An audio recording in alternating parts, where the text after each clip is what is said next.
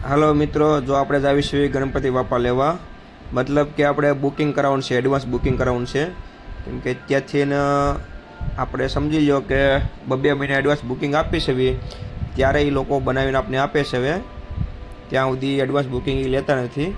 જેવા આપણે મનપસંદ જોઈએ તેવા એ લોકો આપણે એડવાન્સ બુકિંગ કરવા ઓર્ડર આપવો પડશે. મતલબ કે તો ચલો, આ રસ્તો છે. આપણે યોગી ચોકથી કેનાલ રોડ છે, મતલબ કે BRTS.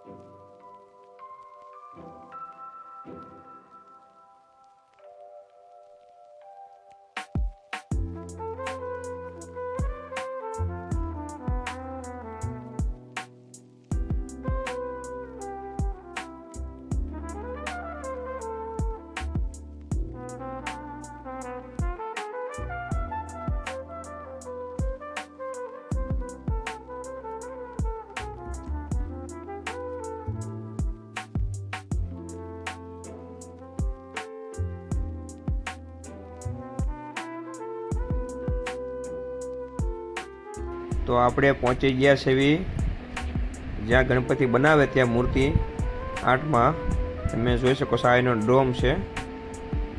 જો આ સાઈડ દશામાની મૂર્તિ છે, આ સાઈડ ગણપતિ બાપાની મૂર્તિ છે. જો અત્યારે કામ ચાલુ છે બધું બનાવવાનું. તમે જોઈ શકો છો 50% જે મૂર્તિ બની છે ઓર્ડર મુજબ આપેલી હોય તે મિત્રોની. ને કામ પણ આ ભાઈનું સરસ છે, ભાવમાં પણ બેસ્ટ છે.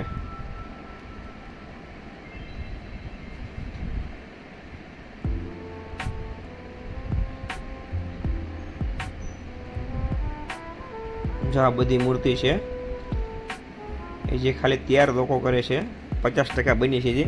પછી પાલેશ ને કલર ને પછી બધું પછી કામ ચાલુ થશે.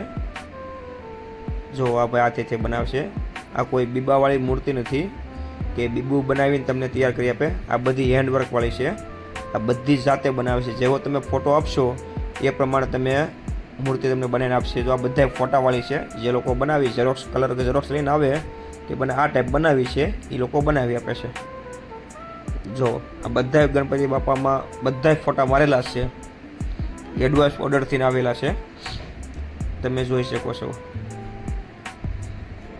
તો પણ આપણે પણ અહીંયા ઓર્ડર આપેલો છે.